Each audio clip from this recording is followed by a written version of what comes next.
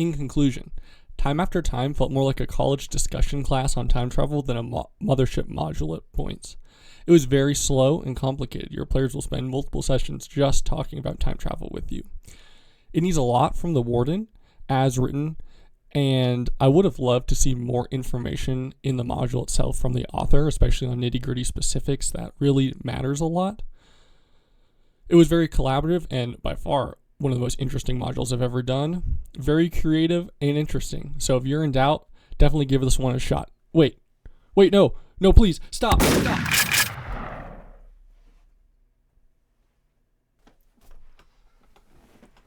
Well, now that he's been taken care of, let's get to it. So, Time After Time. What a module. It took us 8 sessions at about 2.5 hours a pop with 3 players, and it could have definitely taken longer. I did kind of speed run the ending, which we all agreed worked best for the narrative we were going for and for the real life time constraints coming up on the holidays, but I could absolutely see this scenario stretching a lot farther. So if you're interested in this one, we'll go straight into what I do to run it.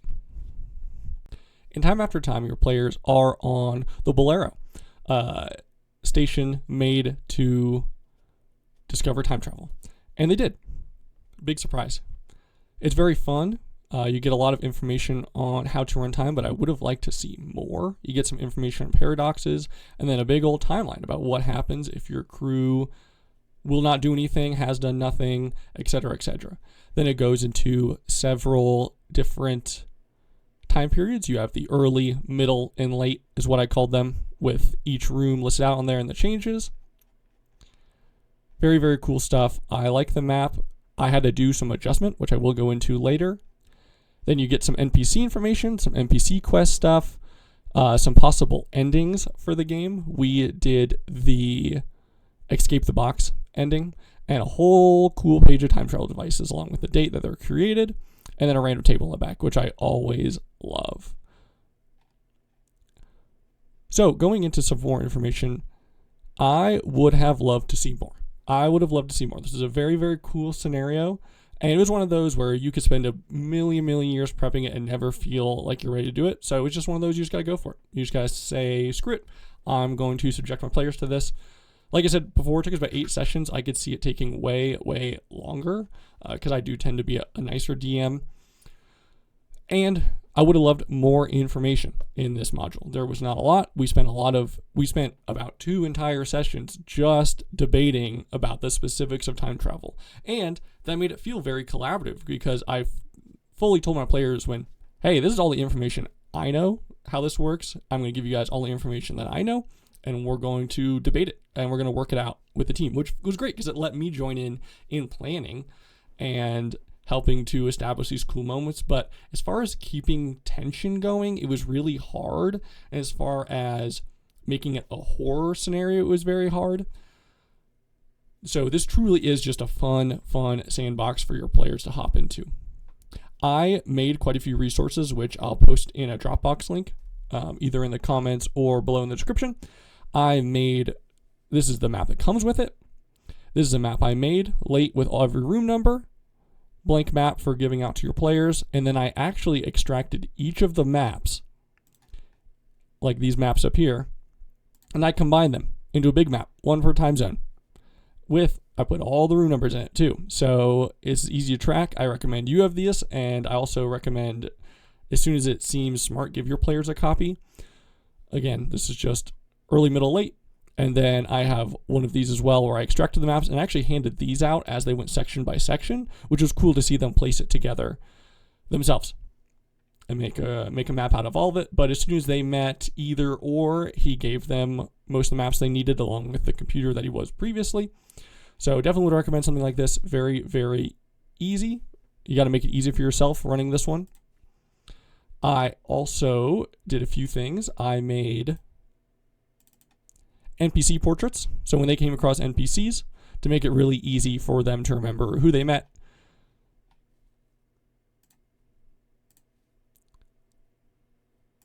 And I made some charts where I extracted the random encounter tables, put them all together in a single sheet. I didn't end up using these because I found that they were easy enough to read in the module itself. They didn't really need to access this, but could be nice. I definitely use this where I combined all of the time travel things into one easy page for myself, so I wasn't flipping back and forth. And last but not least, I made myself, like I like to, a custom Wordum screen. So this had all the information that I needed to keep track of, NPCs, everything on one page. So speaking a little bit on the calendar, I'll let you know what I settled on, but this of course can change per your game. So I had January 1st through the 19th with Thema Steps Up being security as the early pages. The module doesn't tell you, which would have been great for it to tell you. I kind of understand why it didn't, but definitely had to use a lot of context clues to figure out where is where. But it also lets you mix and match sections, like maybe one part of the ship is old, the other part is new. So I had that run through all the way until about the November 11th, which is the mass abandonment of the labs, and that is when I switched to late. Again, it doesn't really tell you that in the scenario, but something that I just decided on. So going back into Time After Time as written, the central gimmick, I would say, is that the players can more or less create bootstrap paradoxes from my reading of this page, which is where, for example, the player can declare there's a laser cutter in this locker because I put it there in the past, which they haven't done yet, but they will do, even if they don't have a means of time travel, usually with sanity check and the game's stress. So it's not truly unlimited, but it is cool. And it allowed basically your players to spawn whatever they needed, whenever they need it, which is really, really neat. And that's one reason why with this scenario, you can't really plan it, because it's so open and it's so bare bones that you have to be super reactive as a warden and be prepared to improv your ass off. You need to be ready to improv NPCs, all the crazy shit your players are going to do pretty constantly. It's a lot. It is very, very challenging, but super, super cool. Definitely worth it.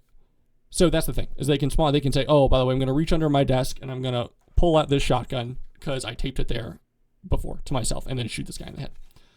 Very cool. Felt a lot like Blades in the Dark, if you've ever done that. Now, one thing that I did, that was because it was driving me crazy, is every time the meta NPC was deciding in my head whether they had met this NPC before, if they were going to have met this NPC before, all that stuff. And so I was coming up with a lot, and it was very stressful. So using this logic, I actually turned it around, and I let the players decide. Every time they were introduced to an NPC, I just asked them, hey guys, will you guys have met this NPC in the future? Are they going to be good friends with you?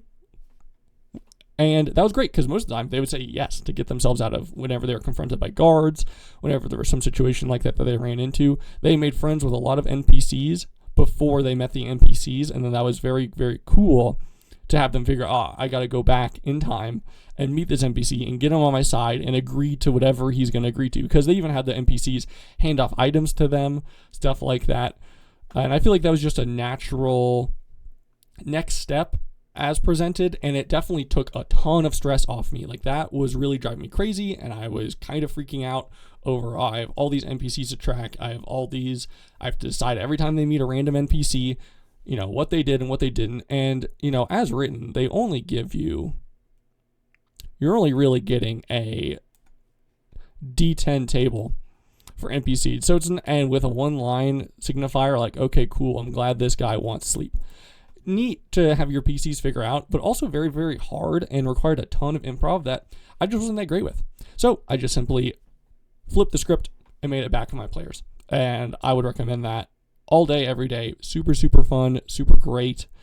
Took a ton of stress off me, opened it up a lot to players, felt very collaborative.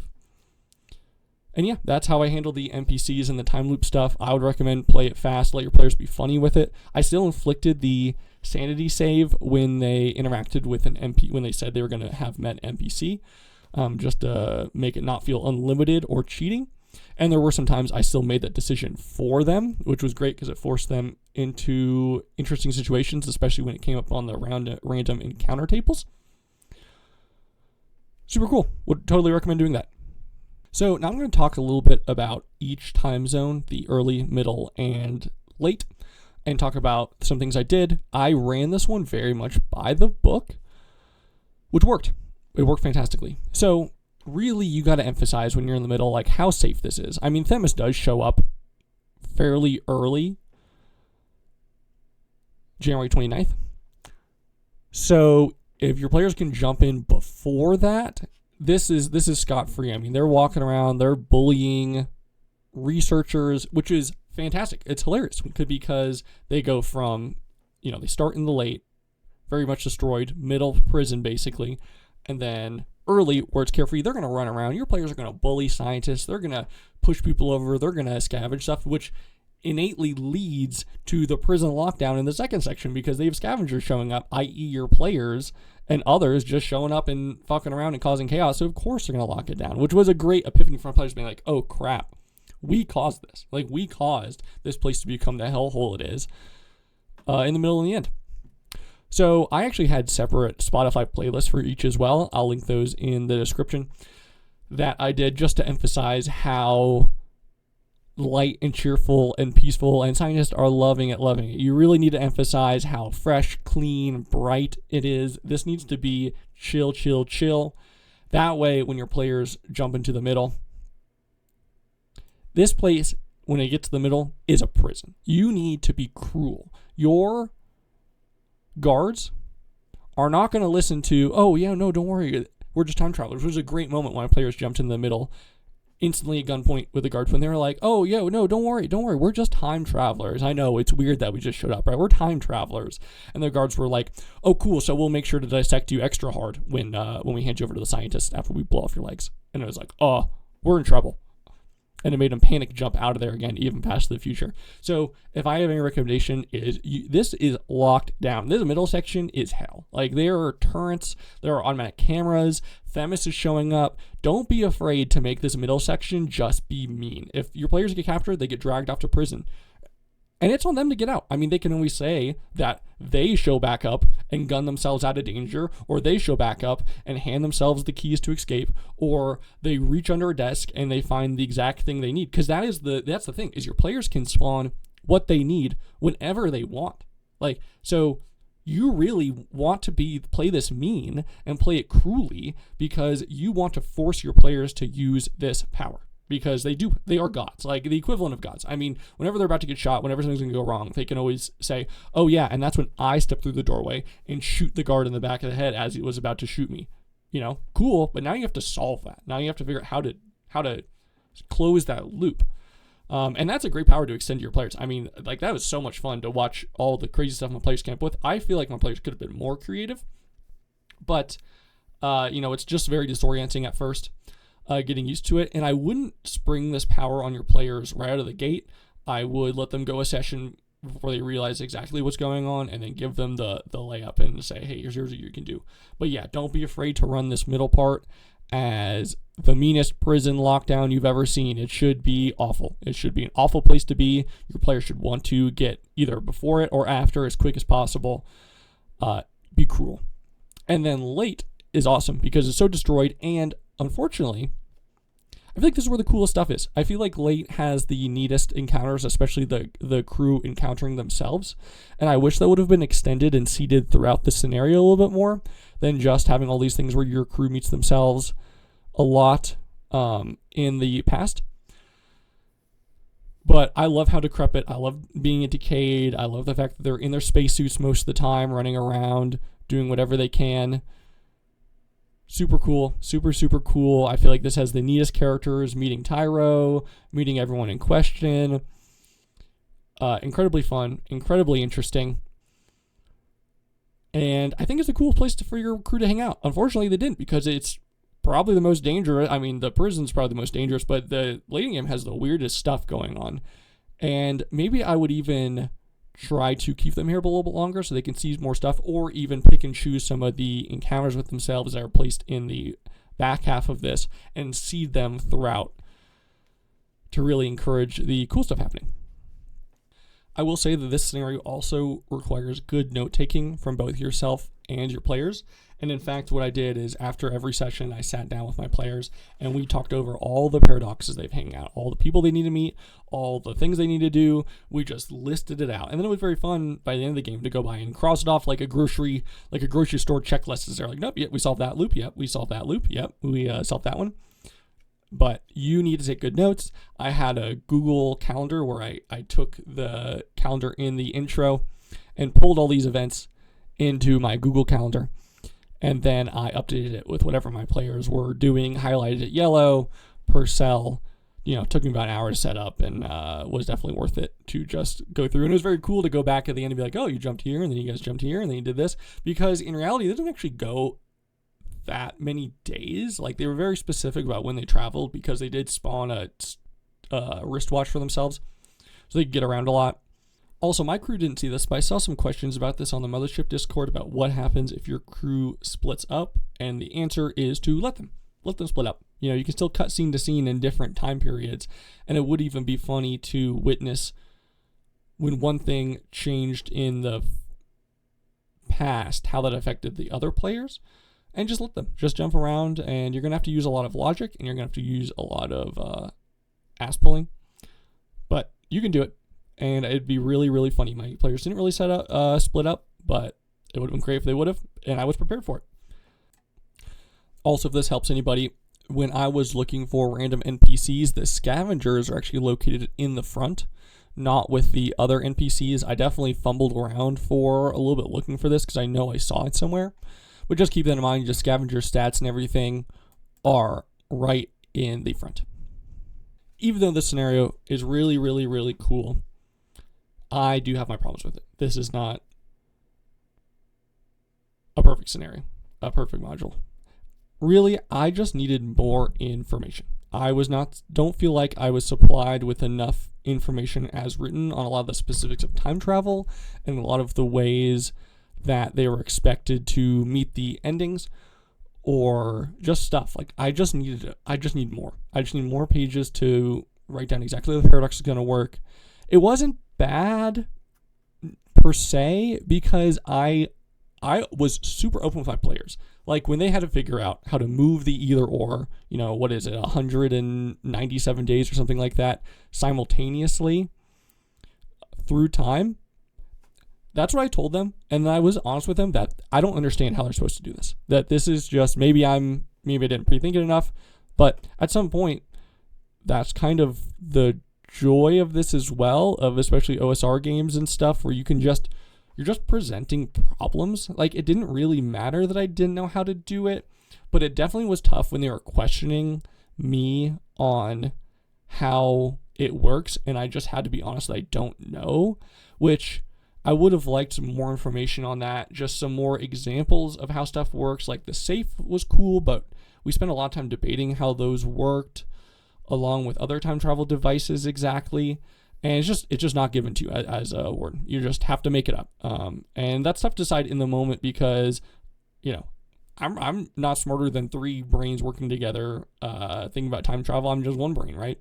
So there were a lot of times when they asked questions, they brought up great points that I just hadn't considered on how this stuff works or what I should do here. And I just had to admit, defeat and be like, hey, I don't know how this works. I don't know what I don't know how we're going to figure this out, but let's all come to a common conclusion on how this time travel thing is going to work and how this is going to interact with that and go forward there, which was cool, that was neat. I felt like a real collaborator. Like, I sat there with them brainstorming, how the hell are we all going to move this large immobile android across 197 simultaneous days?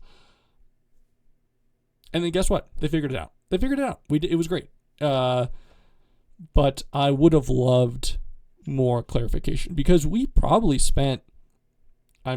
we did spend 2 whole sessions just debating and talking about time travel and the specifics, and which was very neat. Like, don't get me wrong, that was very cool, very, very cool experience. But again, I felt like I was in a college discussion class instead of playing a Mothership horror module. But it still had scary moments. Still had some cool tension. I mean, when they chose to fight Themis very early, the security droid, it almost went horribly. They survived by the skin of their teeth. So, and that was tense. And that was tense. But it definitely needs more information as written. And I just would have loved, man, like another handful of pages just about the specifics of time travel, more instances of loops.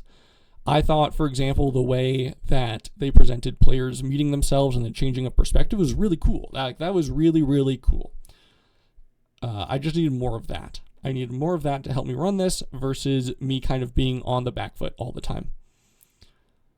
I definitely think this is going to be one you could absolutely run multiple times, even for the same players, because there's just such a huge plethora of NPCs and different endings and cool stuff to see that we felt like we could have done this for another 100 sessions and still had a fantastic time, which I fully agree with. And it just was very neat to see how every group thought and got out of all these tough situations that they got themselves into. And it was cool to put pressure on them and try to make them use their time travel powers or whatever to get out of it, because that was stressful.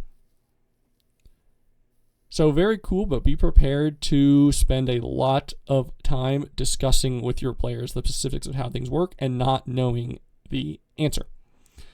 If you're curious in the end how they handled the either or situation, because they met either or, they were kind of trapped in that time loop where they saw him in a certain place, but they ended up basically secretly helping the scientists build either or prior, and they ended up building him in the hangar, and they made a fake either or to account for the either or that they met while they were actually really talking about the version in the hangar. So very, very cool. And now I'm going to talk a little bit about the random encounter tables, which I thought were neat. It's a D100 with really only a 10% chance because it's there's a lot of nothings, and then stuff happens, which I kept to pretty religiously at the start. But if I had to recommend something, nudge them. The crew experiences that they met, where they were able to meet themselves, were by far the coolest part, both for myself and for my players to see and be fans of. Nudge it, make it happen. This is here for you. Very, very cool. And certainly you could run this as militant as you can with no nudging it, but just make your players meet themselves. It was so neat every time. And it would have cut down a lot of the time in the scenario, given that they get to pick their own perspective. And it was creepy. It was a creepy, great moment that they had to figure out how to solve. But I really don't want to sound like too much of a downer in this scenario. Yes, it does require a ton from you as a warden, and it requires a ton from your players as well. We walked away after every scenario just tired from thinking about time travel, which was awesome. And honestly, we might have spent more time out of game discussing time travel than we even spent in game talking about time travel, which was a hell of a long time. But I have never been in, I've done a few time travel scenarios, nothing like this. This is the best time travel module ever made, in my opinion. As I've read quite a few of them. There's some cool time loop ones, don't get me wrong, but as far as being primer the scenario, this is primer the scenario. Your players will create all sorts of time loops and paradoxes and help themselves. So cool. I doubt I'll have an experience like this again. And like I said, incredibly collaborative. I got to join my players in their brainstorming. How the heck are they going to solve this? And nothing has come close to that. This was one of the most interesting scenarios, hands down. And even just for my first time running it, there's tons of stuff I would love to do differently. I would do it again. I would run this thing once a year until I die. That is how much content and how many different ways this module can go. Some closing advice on this scenario. It's hard. It's really, really hard to run. This was by far the most challenging thing I've had to run, and I've run multiple time travel stuff, really interesting scenarios, run a lot of Delta Green scenarios. I've run a few Mothership scenarios, and this is, and will be, the most complicated thing I've ran, and this will also put you on the back foot all the time. You will be always being, oh crap, hold on, wait a second, let me flip through this. Definitely tabulate your book, like I did, made it easy to flip through. Past, middle, late, whatever. And don't be afraid to tell your players, hey guys, pause. I need to look this up. Because it's better to take that second and look things up and treat this one like a really, really slow plotting scenario than to be too concerned about keeping tension or answering incorrectly. I control F more than quite a few times. And what's nice is the PDF is hyperlinked, so you can generally click on anything and it'll take you to exactly where you need to go, which was extremely helpful. Thank you, author. Fantastic stuff. Super, super, super helpful. And that's about it. If you're wondering if you should play this scenario, you should. You should run this one. I believe in you out there, viewer. If you're watching this, you can absolutely do it. It's going to be hard. And don't be afraid to tell your players, that's all I know. I don't know how to do this. We're going to figure it out together. Because that's the joys of RPGs, right? You were never going to solve the situation in real life, but now you can. You can solve it with your friends and have a great in-table discussion. This will absolutely be a one that you and your friends will talk about and will remember for years and years and years to come, and just make common reference to. I loved telling everybody about this. Like my coworkers were probably annoyed by the amount I was like, oh my goodness, do you guys know how cool time loops are? Do you guys know how cool it is to spawn whatever you want, even though they had no clue what I was talking about?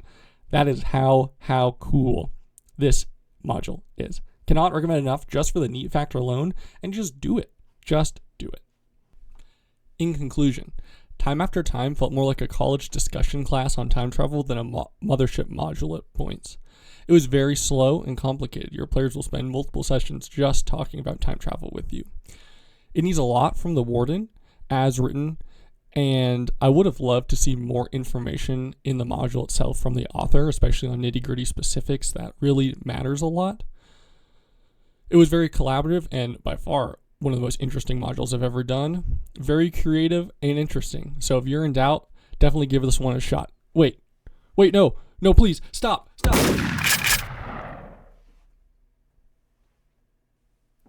Remember to subscribe, and I'll see you next time.